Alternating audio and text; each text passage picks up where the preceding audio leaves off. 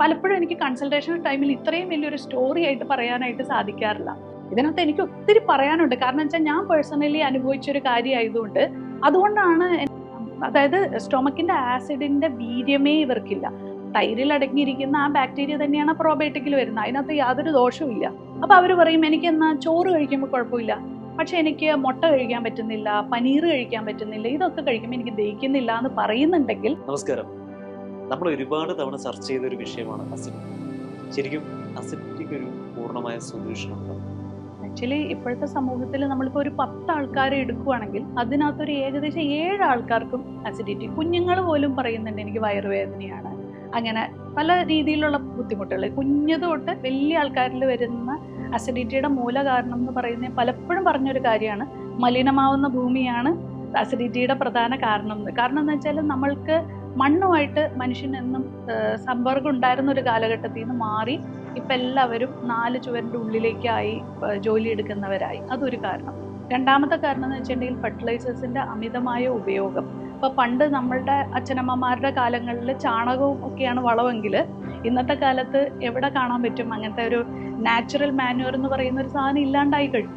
അപ്പം ഇതാണ് മണ്ണിലേക്ക് വന്ന് ഒരു കുഞ്ഞ് കളിക്കുമ്പോൾ പോലും, ഞാനിപ്പോൾ നേരത്തെ ഒരു വൈറലായ വീഡിയോ ഉണ്ട്, അതായത് കുട്ടികൾ മണ്ണിൽ കളിക്കുന്നില്ല എന്ന് പറഞ്ഞു. അപ്പോൾ അതിൻ്റെ താഴെ ഒത്തിരി പേരൻസ് പറയുന്നുണ്ടായിരുന്നു, ഡോക്ടറെ അങ്ങനെ മണ്ണിൽ വിട്ടാൽ തന്നെ മണ്ണ് നല്ലതാണോ എന്ന്. ശരിക്കും പറഞ്ഞാൽ അതൊരു നല്ല ചോദ്യം തന്നെയാണ്. മണ്ണും ചീത്തയായിക്കൊണ്ടിരിക്കുകയാണ്. അപ്പം നമ്മളുടെ കയ്യിലൂടെ വരുന്ന മണ്ണിലൂടെയാണ് കുഞ്ഞുങ്ങളിലേക്ക് ബാക്ടീരിയ, നല്ല ബാക്ടീരിയ പോയി അവൻ്റെ വയറ്റിൽ ഗട്ട് ഇമ്മ്യൂണിറ്റി ഇമ്പ്രൂവ് ചെയ്താണ് ശരിക്കും പറഞ്ഞാൽ ഇമ്മ്യൂണിറ്റി എന്ന് പറയുന്ന സാധനം വരുന്നത്. ഈ ഇമ്മ്യൂണിറ്റി കുട്ടികളിൽ നശിച്ചു തുടങ്ങി.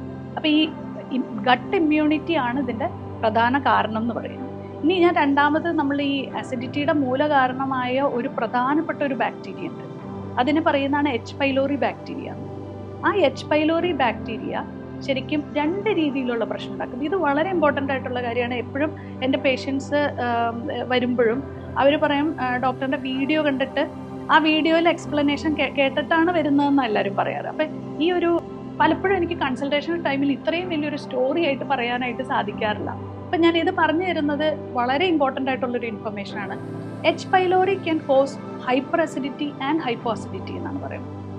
ഈ ബാക്ടീരിയ മിക്കവരും വിചാരിച്ചിരിക്കുന്ന ഹൈപ്പോ അസിഡിറ്റി ആണോ എൻ്റെ ഹൈപ്പർ അസിഡിറ്റി ആണോ എന്നുള്ള സംശയം അവർക്ക് വരാറുണ്ട്. ഈ ബാക്ടീരിയ നമ്മളുടെ വയറ് ഇപ്പോൾ ഇങ്ങനെ ഇരിക്കുന്ന ഒരു ഷേപ്പാണല്ലോ. അപ്പോൾ ഇതിൻ്റെ തുടക്ക ഭാഗത്തും ഇതിൻ്റെ അവസാന ഭാഗത്തും ഈ ബാക്ടീരിയയുടെ ഇൻഫെക്ഷൻ വരാം, അല്ലെങ്കിൽ അതിൻ്റെ പ്രസൻസ് കൊണ്ട് പല രീതിയിലുള്ള ഇൻഫ്ലമേഷൻ വരാം, അല്ലെങ്കിൽ അതിനകത്ത് മുറിവുകൾ വരാം. അപ്പം ഇത് 2 രീതിയിൽ ബാധിക്കും. അതായത് നമ്മളുടെ വയറിൻ്റെ 2 ഭാഗത്തുള്ള സെൽസ്, ഇപ്പോൾ ജി സെൽസ്, അങ്ങനെയൊക്കെയുള്ള പല പേരുകളുണ്ട്. ഞാൻ അതിനകത്തേക്ക് അത്ര കോംപ്ലിക്കേറ്റഡ് ആയിട്ട് പോകുന്നില്ല. അപ്പോൾ ഇതിനകത്ത് പ്രധാനം എന്ന് വെച്ചാൽ ഈ എച്ച് പൈലോറി ബാക്ടീരിയ എവിടെ അറ്റാക്ക് ചെയ്യുന്നു എന്നനുസരിച്ചിട്ടിരിക്കും.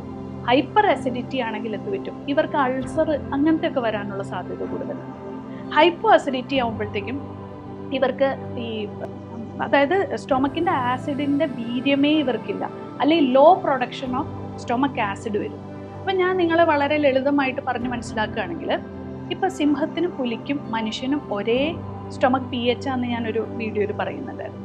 അപ്പോൾ ഈ pH വരുമ്പോൾ എന്താ വെച്ചിട്ടുണ്ടെങ്കിൽ നമുക്ക് ഒരു പച്ച മാംസം പോലും ദഹിക്കണം, അതാണ് നമ്മളുടെ ഇത്. പക്ഷെ ഇപ്പം ഒരു പയറ് കടലയും പോലും ദഹിക്കാൻ പറ്റാത്ത അവസ്ഥയാണ് മനുഷ്യൻ്റെ.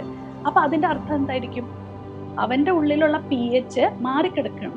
അതായത് കുഞ്ഞുവാവയ്ക്ക് ഇപ്പം നമ്മൾ കുറുക്കല്ലേ ഫസ്റ്റ് സ്റ്റാർട്ട് ചെയ്യുന്നത്, അല്ലാതെ സോളിഡ് ഫുഡ്സ് കൊടുക്കില്ല എന്ന് പറഞ്ഞാൽ അപ്പോൾ ആ pH എന്താണ്, കൂടിയാണ് കിടക്കുന്നത്. അപ്പം നിങ്ങൾ ലിറ്റ്മസ് പേപ്പറിൽ നമ്മൾ ചെറുപ്പത്തിൽ നമ്മൾ ലാബിൽ പോകുമ്പോൾ ടെസ്റ്റ് ചെയ്യുന്നത് എങ്ങനെയാണ്, 1 2 3 4, അത് കഴിഞ്ഞിട്ട് ആസിഡിറ്റി ആണെങ്കിൽ നമുക്കതൊരു പിങ്ക് കളറോ, പിന്നെ ആൽക്കലൈൻ ആണെങ്കിൽ ബ്ലൂ കളർ, അങ്ങനെയാണല്ലോ ആ ബ്ലൂ ലിറ്റ്മസും റെഡ് ലിറ്റ്മസ്. അപ്പം അതിനകത്തുള്ള pH എന്ന് പറയുന്നത് 4ൻ്റെ ആ ഒരു വശത്തേക്ക് പോകുമ്പോഴത്തേക്ക് ഇവർ പറയും എനിക്ക് ഒരു സാധനവും ദഹിക്കുന്നില്ല, അല്ലെങ്കിൽ എനിക്ക് എന്ത് സാധനം കഴിച്ചാലും ഭയങ്കര ബ്ലോട്ടിംഗ് ആണ്. അപ്പം അവർ പറയും എനിക്ക് എന്നാൽ ചോറ് കഴിക്കുമ്പോൾ കുഴപ്പമില്ല, പക്ഷെ എനിക്ക് മുട്ട കഴിക്കാൻ പറ്റുന്നില്ല, പനീർ കഴിക്കാൻ പറ്റുന്നില്ല, ഇതൊക്കെ കഴിക്കുമ്പോൾ എനിക്ക് ദഹിക്കുന്നില്ല എന്ന് പറയുന്നുണ്ടെങ്കിൽ അതിൻ്റെ അർത്ഥം അവർ ഹൈപ്പോ അസിഡിറ്റി, അതായത് അവരുടെ സ്റ്റൊമക്ക് ആസിഡിൻ്റെ വീര്യം കുറവാണ്. അതേസമയം അവർ പറയുകയാണ്, ഫോർ എക്സാമ്പിൾ ഇപ്പം ഷിജിൻ 1 മണിക്കാണ് സ്ഥിരം കഴിച്ചുകൊണ്ടിരുന്നത്, പക്ഷെ ഷിജിൻ അന്ന് ഈ ഷൂട്ട് ഉള്ളതുകൊണ്ട് ഷിജിൻ എന്ത് ചെയ്തു 3 മണിയായി ആഹാരം കഴിക്കാൻ. അപ്പോൾ ഷിജിൻ പറയാണ് ഭയങ്കരമായിട്ട് അസിഡിറ്റി വന്നിട്ട് എനിക്ക് നിൽക്കാൻ പറ്റിയില്ല, എന്നിട്ട് എനിക്ക് പിന്നെ എനിക്ക് ആഹാരമൊട്ട് കഴിക്കാനും പറ്റിയില്ല, അസിഡിറ്റി കയറി വന്ന ആകെ പ്രശ്നമായി എന്ന് പറയും. ഇതിൻ്റെ അർത്ഥം യു ആർ ഇൻ ദ ഹൈപ്പർ അസിഡിറ്റിയാണ്. അതായത് നമ്മളുടെ എവിടെയാണ് ആ എച്ച് പൈലോറി ബാക്ടീരിയയുടെ അതിസങ്കരം വന്നിരിക്കുന്നത്, അല്ലെങ്കിൽ എവിടെയാണ് അറ്റാക്കിങ് ഇത് വരുന്നത്, സ്റ്റൊമക് ആസിഡിനെ സെക്രീറ്റ് ചെയ്യുന്നതുമായിട്ട് ബന്ധപ്പെട്ടാണ് അത് കിടക്കുന്നത്. അപ്പം നമ്മൾ ഒരു പേഷ്യൻ്റ് വരുമ്പോൾ വളരെ ശ്രദ്ധയോടുകൂടി അവരുടെ സിംറ്റംസിനെ, എല്ലാത്തിനും ഒരു മരുന്നല്ല, നമ്മൾ ഇതിനെ നോക്കി നോക്കി നോക്കി വേണം ഇത് ചെയ്യാനായിട്ട്. പിന്നെ ഇത് അഫക്റ്റ് ചെയ്യുന്നത് എങ്ങനെയാണെന്ന് വെച്ചാൽ നമ്മുടെ സ്റ്റൊമക്കിൻ്റെ വാൽവ് ലൂസ് ആവുന്നതുമായിട്ട് ബന്ധപ്പെട്ട്. അപ്പോൾ ഈ പറഞ്ഞ ആൾക്കാർക്ക് ഇപ്പോൾ നമ്മളുടെ ക്യാമറയുടെ ബാക്കിലിരിക്കുന്ന ആളിൻ്റെ അടുത്ത് ഇതിനു മുമ്പ് ചോദിച്ചു എങ്ങനെയാണ് ഈ ആസിഡ് മുകളിലേക്ക്, ആൾ പറഞ്ഞു ആള് പല്ല് തേക്കുമ്പോൾ മറ്റേ ഭയങ്കര ബുദ്ധിമുട്ടാണ്, തൊണ്ടയിൽ വന്ന് എന്തോ തടഞ്ഞിരിക്കണം, രാവിലെയാണ് ആൾക്കത് മനസ്സിലാവണം. പക്ഷെ രാത്രി സംഭവിച്ച പ്രശ്നമാണ് ഈ രാവിലെ ആൾക്ക് മനസ്സിലാവുന്നതെന്നുള്ളൂ. അപ്പോൾ നിങ്ങളുടെ വയറിലെ വാൽവ് ലൂസ് ആവുകയും കിടന്നു കഴിയുമ്പോൾ എന്ത് പറ്റും, ഈ ആസിഡ് മുകളിലേക്ക് കയറി റീഗർജിറ്റേഷൻ വന്ന് തൊണ്ടയിൽ തടഞ്ഞു നിൽക്കും. രാവിലെ ആകുമ്പോൾ ഇത് പോകും, പക്ഷെ കുറച്ച് അവിടെ തങ്ങി നിൽക്കും. അപ്പം നമുക്ക് എന്തായിരിക്കും ടെൻഡൻസി, എപ്പോഴും നമ്മൾ ഇങ്ങനെ കാണിച്ച് ഇതിനെ കളയാനായിട്ട് വരും. എന്നിട്ട് പിന്നെ നമ്മൾ രാവിലെ തന്നെ സ്ട്രോങ് ആയിട്ടുള്ള കോഫി അല്ലെങ്കിൽ നമ്മൾ ചായ കുടിക്കുമ്പോൾ ഇത് വീണ്ടും ട്രിഗർ ചെയ്യുകയോ ചെയ്യുക. അപ്പം നമ്മൾ അതിനൊരു പൊടിക്കൈയായിട്ട് പറഞ്ഞു കൊടുക്കുന്ന നറുനേന്തിയുടെ വേരും അതുപോലെ ഇരട്ടി മധുരത്തിൻ്റെ കഷ്ണം അങ്ങാടിക്കടയിൽ കിട്ടും. ഇത് രണ്ടും കൂടെ തിളപ്പിച്ചിട്ട് കുടിക്കാൻ പറയും. അപ്പോൾ ഈ എച്ച് പൈലോറി ബാക്ടീരിയയുടെ ഇൻഫെക്ഷൻ തടയാനും സാധിക്കും. ഇവരുടെ ഒരു 7 ദിവസം നിങ്ങളൊന്ന് ചെയ്തു നോക്കി. ഇപ്പം ചെറുപ്പക്കാരായിട്ടുള്ള നിങ്ങൾക്ക് ശരിക്കും പറഞ്ഞാൽ ഡയറ്റൊന്നും നന്നായിട്ട് നോക്കാൻ പറ്റുന്നില്ല, പക്ഷെ ഇതൊന്ന് തിളപ്പിച്ചു കുടിക്കാൻ നിങ്ങൾക്ക് കുഴപ്പമില്ല. പിന്നെ നിങ്ങളുടെ ഡയറ്റിലേക്ക് കൂടുതലുമായിട്ട് തൈര് ഉൾപ്പെടുത്തുക. ഇത്രയും കാര്യങ്ങൾ ചെയ്തു കഴിയുമ്പോഴത്തേക്ക് ആ പ്രശ്നം, അതായത് ആ കയറി വരുന്നതിൻ്റെ പ്രശ്നം നമുക്ക് മാറ്റാനായിട്ട് സാധിക്കും. ശരിക്കും നമ്മൾ ഈ ഭക്ഷണം കഴിക്കുന്നതിന്റെ സമയം തെറ്റുന്നതും നമ്മൾ സമയം തെറ്റി കഴിക്കുന്ന ഭക്ഷണ പദാർത്ഥങ്ങൾ ഏതാണ് എന്നുള്ളതും ഈ ഒരു അസിഡിറ്റിക്ക് ഒരു റീസൺ ആയിട്ട് മാറുന്ന കാര്യം. ഡെഫിനറ്റ്ലി. കാരണം എന്താ വെച്ചിട്ടുണ്ടെങ്കിൽ നമ്മൾ തൈരൊക്കെ, നിങ്ങൾ എത്ര തൈര് ഒരു ദിവസം കഴിക്കുന്നുണ്ടോ? എല്ലാ ദിവസവും തൈര് കഴിക്കുന്നുണ്ടോ? ഇല്ല. അപ്പോൾ ശരിക്കും പറഞ്ഞാൽ തൈര് എന്ന് പറയുന്ന സാധനം ഒരു നാച്ചുറൽ പ്രോബയോട്ടിക് ആണ്. അപ്പോൾ ഇപ്പോൾ പലപ്പോഴും ഞാൻ സപ്ലിമെന്റേഷൻ പറയുന്നത് രോഗികൾക്ക് വേണ്ടിയിട്ടാണ്. അപ്പം നമ്മൾക്ക് തോന്നുവാണെങ്കിൽ എനിക്ക് പണി കിട്ടി തുടങ്ങി എന്ന് നമുക്ക് തോന്നുവാണെങ്കിൽ ചില സമയത്ത് വെച്ചാൽ അന്നേരം ഓടിപ്പോയി ഒരു 10 കപ്പ് തൈര് കഴിച്ചിട്ട് കാര്യമില്ല. നമ്മൾ സ്ഥിരമായിട്ട് കഴിച്ചിട്ട് പെട്ടെന്ന് നമുക്ക് ചെയ്യാൻ പറ്റുന്ന ഒരു പ്രോബയോട്ടിക് ടാബ്ലറ്റ് നമ്മൾ ഫാർമസിയിൽ നിന്ന് മേടിച്ചിട്ട് നമ്മൾ എല്ലാ ദിവസവും ഒരു നോർമൽ പ്രോബയോട്ടിക് ലാക്ടോബാസിലസ് ബാക്ടീരിയയുടെ സ്ട്രെയിൻ ആണ്. തൈരിൽ അടങ്ങിയിരിക്കുന്ന ആ ബാക്ടീരിയ തന്നെയാണ് പ്രോബയോട്ടിക്കിൽ വരുന്നത്. അതിനകത്ത് യാതൊരു ദോഷവും ഇല്ല. അപ്പം അങ്ങനെയുള്ള നല്ല കമ്പനികളുടെ പ്രോബയോട്ടിക് മേടിക്കുക. ഞങ്ങൾക്ക് ഞങ്ങളുടേതായിട്ടുള്ള പ്രോബയോട്ടിക്, അതായത് ഏത് ഭാഗത്തേക്കാണ് പ്രോബയോട്ടിക് കൊടുക്കേണ്ടതെന്നുള്ളത് ഒരു ഫങ്ഷണൽ മെഡിസിൻ പ്രാക്ടീസ് ചെയ്യുന്ന നാച്ചുറോപ്പതി ഡോക്ടേഴ്സിന് അറിയാം. അതായത് ഇൻഡസ്റ്റൈനിലേക്കുള്ള പ്രോബയോട്ടിക് ആണോ വേണ്ടത്, ലാർജ് ഇൻഡസ്റ്റൈൻ ആണോ, അതെയോ സ്റ്റൊമക്കിലേക്കാണോ ഉള്ളതെന്ന് നമ്മളാവുമ്പോൾ നോക്കും. പൊതുവേ ഒരാൾക്ക് അതിനുള്ളൊരു മെനക്കെടാനൊന്നും സമയമില്ലാത്തവർക്ക് ഒരു പ്രോബയോട്ടിക് ഫാർമസിയിൽ നിന്ന് പോയി കഴിക്കുകയും ഓൺ ദ സെയിം ടൈം നിങ്ങൾ ചെക്ക് ചെയ്യേണ്ട 2 കാര്യങ്ങളാണ് ബ്ലഡ് ടെസ്റ്റ് ചെയ്യേണ്ടത്. ഇപ്പോൾ ചെറുപ്പക്കാർക്കൊന്നും സമയമില്ല, നിങ്ങളെ നോക്കാനായിട്ട് നിങ്ങൾക്കൊരു ടൈം ഇല്ല എന്ന് പറയുന്നവരാണ്. നിങ്ങൾ ലാബിൽ ചെന്നിട്ട് വൈറ്റമിൻ ഡിയും അതുപോലെ തന്നെ H pylori bacteria IgG IgM ഈ 2 ടെസ്റ്റുകൾ ചെയ്തു നോക്കുക. അപ്പോൾ നമുക്ക് പാസ്റ്റ് ഇൻഫെക്ഷൻ ആണോ പ്രസന്റ് ഇൻഫെക്ഷൻ ആണോ എന്നുള്ള IgG IgMൽ നിന്ന് മനസ്സിലാക്കാൻ പറ്റും. അതായത് പണ്ട് എച്ച് പൈലോറി ഉണ്ടായിരുന്നോ, ഇപ്പോൾ പ്രസന്റ്ലി ഇൻഫെക്ഷൻ ഉണ്ടായിരുന്നോ. അപ്പൊ നിങ്ങൾ പോലും അറിഞ്ഞിട്ടുണ്ടാവില്ല, ചിലപ്പോൾ ഒരു എച്ച് പൈലോറി ഇൻഫെക്ഷൻ വന്ന് പോയിട്ടുണ്ടാവും. ശരിക്കും അസിഡിറ്റി എന്ന് പറയുന്നത് ഒരു രോഗമാണോ? ആക്ച്വലി ഇപ്പം അതൊരു രോഗമായിട്ട് മാറുന്നത് when it is not controlled, അല്ലെങ്കിൽ അതിനെ ട്രീറ്റ് ചെയ്യപ്പെടാതെ പോയി കഴിഞ്ഞാൽ ഈവൻ ഒരു ക്യാൻസറിലേക്ക് പോലും നയിക്കാവുന്ന ഒരു വലിയൊരു ഗുരുതരമായ പ്രശ്നത്തിലേക്ക് വരാം. പക്ഷെ തുടക്കത്തിലേ നമ്മളത് ചെയ്യുവാണെങ്കിൽ, അതായത് അൾസർ പോലത്തെ ഒരു സംഭവങ്ങളിലേക്ക് എത്തിക്കഴിയുമ്പോൾ അപ്പോഴെങ്കിലും നമ്മളതിനെ തടവിടാനായിട്ട് നോക്കിയില്ലെങ്കിൽ പിന്നീട് അത് വലിയൊരു പ്രശ്നത്തിലേക്ക് വരും. സാധാരണ അസിഡിറ്റി എന്ന് പറയുമ്പോഴത്തേക്കും നമ്മളെല്ലാവരും വളരെ ലളിതമായിട്ട് ഒരു ഗ്യാസ് വന്നു ഇത് വന്നു, പക്ഷെ അത് സ്ഥിരമായിട്ട് നിൽക്കുന്നുണ്ടോ എന്നുള്ളതാണ്. അതായത് നമ്മളിപ്പോൾ ഒരു പർട്ടിക്കുലർ, നിങ്ങളൊരു പാർട്ടിയിൽ പോയി ആഹാരം കഴിച്ചു, പിറ്റേ ദിവസം പിടിച്ചില്ല, ഓക്കെ, പക്ഷെ ഇത് ഒരാഴ്ച നിന്നു, 2 ആഴ്ച നിന്നു, 1 മാസമായിട്ട് മാറുന്നില്ല, അപ്പം നമ്മൾ ഒരു എക്സ്പേർട്ട് ഗൈഡൻസിലേക്ക് മാറേണ്ടതുണ്ട്. മറ്റൊരു കാര്യം, ഈ ഇറഗുലർ ആയിട്ട് വരുന്ന അസിഡിറ്റി, അത് ശരിക്കും നമ്മൾ എങ്ങനെ അനലൈസ് ചെയ്യും? നമുക്കതൊരു അസിഡിറ്റി എന്ന് പറയുന്ന ഒരു പ്രശ്നമാണോ, നമ്മൾ അതിനൊരു എന്താ പറയുക ഒരു പ്രതിവിധി എടുക്കേണ്ടതുണ്ടോ എന്നൊക്കെ നമ്മൾ എങ്ങനെ അത് മനസ്സിലാക്കും ഇറഗുലർ ആയിട്ട് വരികയാണെങ്കിൽ? അത് നമ്മൾ പറഞ്ഞ പോലെ അന്നേരം നമുക്ക് ഇറഗുലർ ആയിട്ട് വരുമ്പോൾ നമ്മൾ കഴിച്ച ഭക്ഷണം എന്താണെന്നുള്ളത് നമ്മൾ ട്രാക്ക് ചെയ്യുക. അതായത് തലേ ദിവസം ഞാനൊരു മിക്കവാറും ഒരു പനീർ കഴിച്ചിട്ട് എനിക്ക് പറ്റിയില്ല. അപ്പം അതിൻ്റെ അർത്ഥം അവിടെ ഒരു ഫാറ്റും അല്ലെങ്കിൽ ഒരു പ്രോട്ടീൻ ഡൈജഷനും മര്യാദയ്ക്ക് അവിടെ നടന്നിട്ടില്ല. അപ്പം ഞാനൊരു ലോ സ്റ്റൊമക് ആസിഡിൻ്റെ പ്രശ്നം എനിക്കുണ്ട് എന്നുള്ളത് മനസ്സിലാക്കി ആ ഒരാഴ്ച നല്ലപോലെ പ്രോബയോട്ടിക് കഴിച്ച് അതങ്ങ് മാറ്റുവാണെങ്കിൽ, എന്നിട്ട് പിന്നെ ആ പ്രശ്നം ഇല്ലെങ്കിൽ പ്രോബയോട്ടിക്കുകൾ തന്നെ കഴിച്ച് നമ്മൾ മുമ്പോട്ട് പോവുക എന്നുള്ളതാണ് അതിനകത്ത്. പിന്നെ ഇടയിലിടയിൽ വരുന്നത്, ഫോർ എക്സാമ്പിൾ നിങ്ങളുടെ പ്രായത്തിലുള്ളവർ ആൽക്കഹോളും ബിയറും കുടിക്കുമ്പോഴാണ് അവർക്കത് ട്രിഗർ ചെയ്യുന്നത്. ആൽക്കഹോളും ബിയറും കുടിക്കുമ്പോൾ ട്രിഗർ ചെയ്യുന്ന അസിഡിറ്റി ആണെങ്കിൽ അത് ഹൈപ്പർ അസിഡിറ്റിയാണ്. അതായത് നിങ്ങളുടെ തൊലി മുഴുവൻ അവിടെ പോയിരിക്കുകയാണ്. അപ്പോൾ വീണ്ടും നമ്മുടെ കാല് പൊട്ടി അതിൻ്റെ മുകളിലേക്ക് നമ്മൾ ബിയർ ഒഴിച്ചു കൊടുത്താൽ എങ്ങനെ ഇരിക്കും? ആ അവസ്ഥയായിരിക്കും. അതേസമയം നമ്മൾക്ക് ഹൈപ്പോ അസിഡിറ്റി ആണെങ്കിൽ ഒന്നുമില്ല അതിൻ്റെ ഉള്ളിൽ. സ്റ്റൊമക് ആസിഡിൻ്റെ അളവും കുറവാണ്, pH കുറവാണ്. അവിടേക്ക് ബിയർ ഒഴിച്ചു കൊടുത്താൽ കുഴപ്പമില്ല. എന്ന് വെച്ചാൽ ഇനിയിപ്പോൾ ബിയർ കുടിക്കാൻ പ്രോത്സാഹിപ്പിക്കണമല്ല, ഞാൻ പറയുക ഹൈപ്പോ അസിഡിറ്റി ആൾക്കാർക്ക് ബിയർ കുടിച്ചു കഴിഞ്ഞാൽ അവർ പറയും എനിക്ക് ഭയങ്കര സുഖമാണ് ഡോക്ടറെ, എനിക്ക് പിന്നെ ആഹാരം കഴിക്കാൻ പറ്റുന്നത് ഞാൻ എല്ലാ ദിവസവും ബിയർ കുടിച്ചിട്ടാന്ന് പറയും. അപ്പം ഞാൻ പറയും നിങ്ങൾ ബിയറിന് പകരം ആപ്പിൾ സിഡർ വിനെഗർ ഉപയോഗിക്കാൻ പറയും. അതിൻ്റെ ഒരു ഗുഡ് ഓൾട്ടർനേറ്റീവാണ്. അപ്പോൾ ആപ്പിൾ സിഡർ വിനെഗർ 1 ഗ്ലാസ് വെള്ളത്തിൽ 1 സ്പൂൺ, ഇത് നിങ്ങൾക്ക് ടെസ്റ്റായിട്ട് ചെയ്യാം നിങ്ങൾ ഏത് വിഭാഗത്തിലാണ് പെട്ടിരിക്കുന്നത്. അതായത് ആപ്പിൾ സിഡർ വിനെഗർ 1 ഗ്ലാസ് വെള്ളത്തിൽ ഒരു വലിയ ബിഗ് ടീസ്പൂൺ അല്ല, tablespoon of apple cider വിനെഗറോ അല്ലെങ്കിൽ ആപ്പിൾ സിഡർ വിനെഗറിൻ്റെ അടപ്പ് വരുന്നുണ്ടല്ലോ, ആ ഒരു അടപ്പ് നമ്മൾ ഒഴിക്കുക. ഒരു 10 ml അല്ലെങ്കിൽ 5 ml വെച്ച് ഒന്ന് ഒഴിച്ച് നോക്കിയിട്ട് കുടിച്ച് നോക്കിക്കഴിഞ്ഞാൽ നല്ലൊരു പെട്ടെന്ന് തന്നെ ഒരു ഏമ്പക്കമൊക്കെ വന്ന് നല്ല പോലെ ഫുഡ് ഡൈജസ്റ്റ് ചെയ്ത് നമ്മൾ കഴിച്ച ആഹാരം കഴിഞ്ഞിട്ട് ചെയ്തു നോക്കുക. എന്നിട്ട് അത് ചെയ്യുമ്പോൾ നമുക്ക് മനസ്സിലാവും ഓക്കെ ഞാൻ ഹൈപ്പോ അസിഡിറ്റിയിലാണ് ഞാൻ പെട്ടിരിക്കുന്നത്. അതേസമയം നമ്മൾ കുടിച്ചിട്ട് ഭയങ്കരമായിട്ട് ഉള്ളിക്കിടന്ന് ഭയങ്കരമായിട്ടൊരു കത്തലും തീയും പോലെ വരുവാണെങ്കിൽ അതുകൊണ്ടൊന്നും സംഭവിക്കില്ല, പക്ഷെ അത് അവിടെ ഹൈപ്പർ അസിഡിറ്റിയിലാണ്, അവർക്ക് അതുകൊണ്ട് ഒരു സുഖം തോന്നുന്നില്ല എങ്കിൽ അത് ഹൈപ്പർ അസിഡിറ്റിയിൽ പെട്ടതാണ്.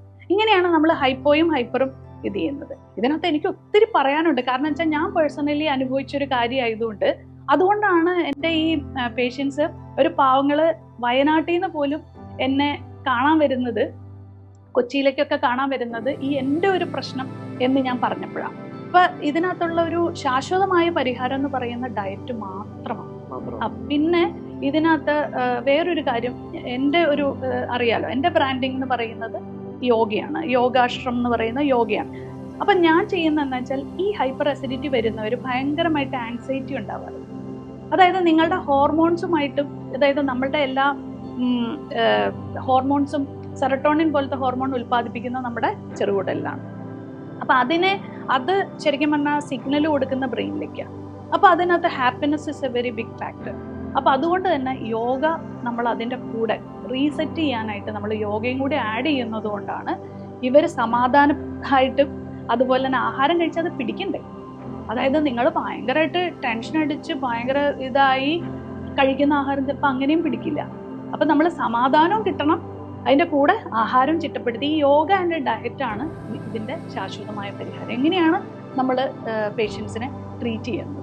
അപ്പോൾ ഒരു കാര്യം കൂടി ആഡ് ചെയ്യാനുള്ളത്, ഈ പലരും പറയുന്നത് വെച്ചാൽ തൊലി പോയിരിക്കുന്ന ഒരു സിറ്റുവേഷൻ ഉണ്ട്. അതായത് നമ്മൾ എല്ലാ ദിവസവും ഈ ആസിഡ് കയറി വന്ന്, ഇതെൻ്റെ അടുത്ത് എപ്പോഴും ചോദിക്കുന്ന ഒരു ചോദ്യം ആയതുകൊണ്ട് കമൻറ്റ് ബോക്സിൽ വരുന്നതാണ്. അതായത് എനിക്ക് ഈ ആളി കത്തുന്നത് എന്താ, അല്ലെങ്കിൽ ഞാൻ എന്ത് കഴിച്ചാലും, അതായത് എൻ്റെ വയറിന് ഗ്യാസില്ല ഒന്നുമില്ല പക്ഷെ ഭയങ്കരമായിട്ട് എരിച്ചിലുണ്ട് എന്ന് പറയുന്നതിൻ്റെ പ്രധാന കാരണം എന്ന് വെച്ചാൽ നീ കിടക്കേണ്ട സ്ഥാനത്തല്ല നീ കിടക്കുന്നത് എന്നുള്ളതാണ്. അതായത് സ്റ്റൊമക് ആസിഡ് കിടക്കേണ്ട സ്ഥാനത്ത് നിന്ന് അവൻ മുകളിലേക്ക് വരുമ്പോൾ ആ മ്യൂക്കോസൽ ലെയർ ഒന്നും ഇതിനു വേണ്ടി ഡിസൈൻ ചെയ്തതല്ല. അപ്പം എന്ത് പറ്റുമെന്ന് വെച്ചാൽ ആ പോകുന്ന പാത്തൊക്കെ ഇത് എരിച്ചാണ് പോകുന്നത്. അപ്പം നമ്മൾ ഈ കുറേ പ്രാവശ്യം മൂക്ക് നമ്മൾ ചീറ്റി കഴിയുമ്പോൾ എന്ത് പറ്റും, നമ്മുടെ അവിടെ മുഴുവൻ പൊട്ടും. അതിൻ്റെ ഉള്ളിലേക്ക് നമ്മൾ ഇത്തിരി സാമ്പാറോ രസമോ ഒന്ന് ഒഴിച്ചു കൊടുത്താൽ എങ്ങനെ ഇരിക്കും? അപ്പം അവർ കഴിക്കുന്ന സാമ്പാർ രസം കഴിക്കുമ്പോൾ എന്ത് പറ്റും, ഈ എരിച്ചിൽ കൂടും. പക്ഷെ സാമ്പാർ രസം ഉള്ളിൽ ചെന്നാൽ പ്രശ്നമില്ല, പോകുന്ന വഴി.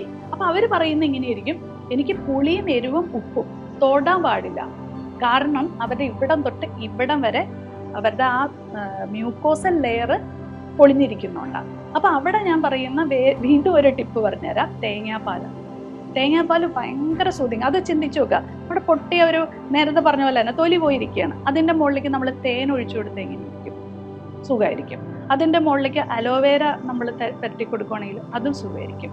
തേങ്ങാപ്പാൽ പരട്ടി കഴിഞ്ഞാൽ എങ്ങനെയിരിക്കും? അതും സുഖമായിരിക്കും.